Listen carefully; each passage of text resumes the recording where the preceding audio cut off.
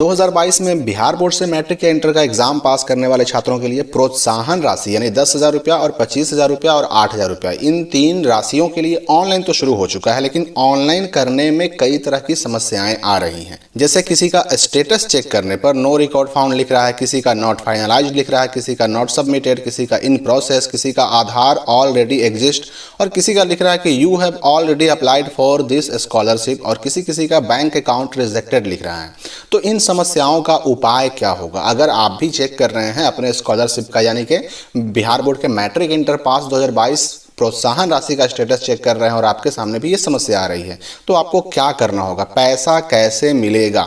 नया status check कैसे करें? हम स्टेटस में बदलाव आया कि नहीं आया? और जिन छात्रों ने ऑनलाइन कर लिया है उनका यूज़र आईडी और पासवर्ड कब आएगा? यूज़र आईडी और पासवर्ड प्राप्त करने का लिंक कहाँ से मिलेगा हमें?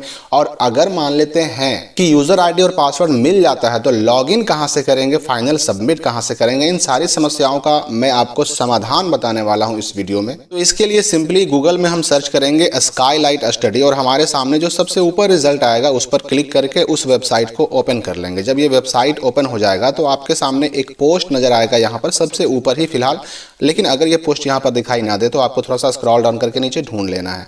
Bihar board matric inter pass प्रोत्साहन राशि 2022, यहाँ से करें चेक और ऑनलाइन अप्लाई।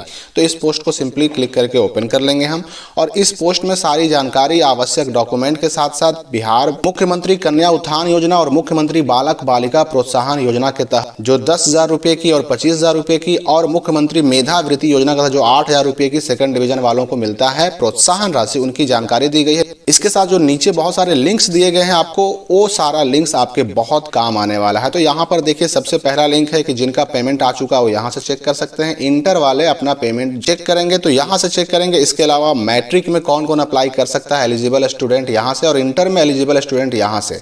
आवेदन करने के लिए, ऑनलाइन अप्लाई करने के लिए प्रोत्साहन राशि का मैट्रिक के छात्र इस लिंक का उपयोग करेंगे और इंटर के छात्र प्रोत्साहन राशि का अप्लाई करने के लिए इस लिंक का उपयोग करेंगे। उसी प्रकार से देखिए अप्लाई करने से पहले आपको अपना स्टेटस चेक करना है।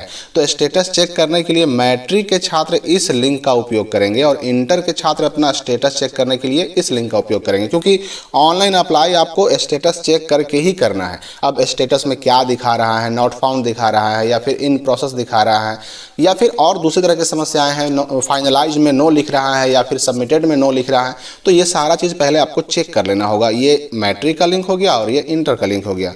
उसके बाद जिन लोगों ने ऑनलाइन अप्लाई कर दिया है उनको अगर यूजर आईडी और पासवर्ड नहीं मिला है तो ये इस लिंक का उपयोग करके मैट्रिक के छात्र यूजर आईडी और पासवर्ड प्राप्त कर सकते हैं।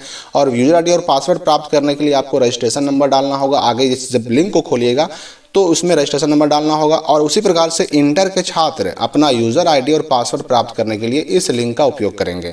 और अगर यूज़र आईडी पासवर्ड आ जाएगा तो मैट्रिक के छात्र यहाँ लॉगिन करके फाइनल सबमिट कर सकते हैं और इंटर के छात्र यहाँ लॉगिन करके फाइनल सबमिट कर सकते हैं, क्योंकि फाइनल सबमिट आप नहीं कीजिएगा तो आपका पैसा आएगा ही नहीं। तो देखिए यूज़र आईडी प्राप्त करने के लिए या फिर लॉगिन करने के लिए जो ये लिंक यहाँ पर दिया गया है ये सब भी आपके काफ़ी काम आने वाला है। तो यूज़र आईडी प्राप्त करने के लिए हम एक लिंक को खोल कर देखते हैं कि हमें क्या क्या मांगा जा रहा है। यूजर आईडी अगर आपके मोबाइल पर नहीं आया है तो यहाँ देखिए ये पेज खुला और इसमें आपको रजिस्ट्रेशन नंबर डालना होगा। यहाँ पर आपको रजिस्टर्ड मोबाइल नंबर जो आपने ऑनलाइन करते वक्त डाला था वो डालना होगा और सेंड पर क्लिक करेंगे तो आपके मोबाइल पर यूजर आईडी और पासवर्ड आ जाएगा। और उसी प्रकार जब लॉगिन पर यानी कि अगर आपको यूजर आईडी पासवर्ड मिल गया और लॉगिन पर क्लिक करेंगे तो आपके सामने जो है डिटेल जो खुलेगा, जो पेज खुलेगा उसमें आपको जो यूजर आईडी मिला उसको यहाँ डालना है, जो पासवर्ड मिला उसको यहाँ डालना है और कैप्चा को इस बॉक्स में डाल करके लॉगिन पर क्लिक कर देना है। उसके बाद फाइनल सबमिट करना है। अब हम बात करते हैं जो स्टेटस चेक करने में अलग अलग तरह की समस्याएं आ रही हैं उनका समाधान क्या होगा। तो मैट्रिक इंटर के प्रोत्साहन राशि की ऑनलाइन करने में या फिर स्टेटस चेक करने में सबसे पहली समस्या क्या आ रही है कि आधार नंबर ऑलरेडी एग्जिस्ट लिख रहा है। इसका क्या मतलब है कि हो सकता है आपका शिक्षा विभाग प्रोसेस शुरू कर चुका हो, आपने ऑनलाइन नहीं किया लेकिन शिक्षा विभाग ने आपका प्रोसेस यानी कि पैसा देने का प्रोसेस शुरू कर दिया, इसलिए आपका आधार नंबर ऑलरेडी एग्जिस्ट बता रहा है। तो इस स्थिति में आपको वेट करना है और स्टेटस चेक करते रहना है, क्योंकि स्टेटस में बदलाव हो रहे हैं। आज कुछ और दिखा रहा है, कल कुछ और दिखा रहा है। तो ये हो गई एक समस्या। एक समस्या क्या आ रही है कि ऑनलाइन अप्लाई करने के क्रम में किसी किसी का लिख रहा है your name and registration number is not in the list. इस स्थिति में भी आपको इंतजार करना है, क्योंकि लगातार छात्रों के स्टेटस चेंज हो रहे हैं। उनका जो सिचुएशन है, उनका जो डिटेल है, वो लगातार शिक्षा विभाग द्वारा अपडेट किया जा रहा है। तो इस स्थिति में भी आपको वेट करना है और स्टेटस चेक करते रहना है। इंटर का है तो इंटर के लिंक से, और मैट्रिक का है तो मैट्रिक के लिंक से। उसके बाद अगला जो समस्या आ रहा है कि you have already applied for this scholarship, यानी किसी किसी का अप्लाई करने में ये आ रहा है। तो इसका भी यही मतलब हुआ कि शिक्षा विभाग ने आपका प्रोसेस में लगा दिया है, आपका सारा डिटेल ये प्रोसेस में फाइनलाइज करने के लिए भेज दिया है। किसके पास? तो PFMS के पास। तो इस स्थिति में भी आपको वेट करना है और अपना स्टेटस चेक करना है लिंक से। 1 दिन 2 दिन 3 दिन में आपका भी स्टेटस चेंज हो जाएगा, यानी कि वहां पर अब जो शो नहीं कर रहा था दिखाने लगेगा। फिर एक समस्या आ रही है क्या कि किसी किसी छात्र का रिजेक्टेड बाय बैंक अकाउंट लिख रहा है, और यहां पर कारण क्या लिखा है? Bank account status is closed, यानी कि इस छात्र का जो शिक्षा विभाग के पास जो बैंक अकाउंट है वो अकाउंट बंद हो चुका है। और PFMS की तरफ से रिस्पॉन्स यही मिला शिक्षा विभाग को कि ये अकाउंट तो है ही नहीं, बंद है, इसलिए इसका रिजेक्ट कर दिया गया। तो ऐसे छात्रों को कुछ दिन इंतजार करना है, इनको फिर से मौका दिया जाएगा अकाउंट फिर से डालने का, और अकाउंट डालेंगे तो इनका भी पैसा चला आएगा। पैसा आएगा जरूर, समस्याएं जो आ रही हैं उनका भी समाधान होगा, पैसा आएगा जरूर। तो इनको भी थोड़ा सा वेट करना है कि नया इनसे क्या मांगा जा रहा है। उसके बाद अगली स्थिति हम देखते हैं कि किसी किसी का लिख रहा है बैंक अकाउंट रिजेक्टेड, और नीचे लिखता है account does not exist in the bank, यानी कि इनका भी अकाउंट जो उपलब्ध है शिक्षा विभाग के पास वह गलत उपलब्ध है, यानी कि जिस बैंक का उन्होंने डाला उस बैंक में वो अकाउंट है ही नहीं। एक आध डिजिट का जो अंतर हो जाता है या फिर गलती हो जाती है, उसकी वजह से ये समस्या आती है। तो ऐसे छात्रों को भी वेट करना है, किस लिए? कि इनको मौका दिया जाएगा फिर से अकाउंट डालने का, इनका स्टेटस चेंज किया जाएगा और अकाउंट इनसे मांग के इनको भी पैसा दिया जाएगा। फिर एक समस्या आ रही है क्या कि कुछ छात्रों का लिख रहा है this account number has already exist, यानी इसमें क्या स्थिति हो सकती है कि इसमें भी आपका डेटा बिहार के शिक्षा विभाग के पास पहुंच चुका है, आपका अकाउंट पहुंच चुका है, और इस स्थिति में आपको वेट करना है। और वेट करने से पहले एक काम आप और कर सकते हैं कि दूसरा अकाउंट अगर आप ही के नाम से है तो उसको यूज करते हुए आप अप्लाई करने का प्रयास कर सकते हैं। अगर वो ले लिया तब तो ठीक, नहीं तो आप वेट करें और स्टेटस चेक करते रहें। वहां पर लगातार अपडेट हो रहे हैं, लगातार बदलाव हो रहा है। अगला जो एक समस्या आ रहा है छात्रों के सामने कि स्टेटस चेक करने पर लिख रहा है your application has not been submitted.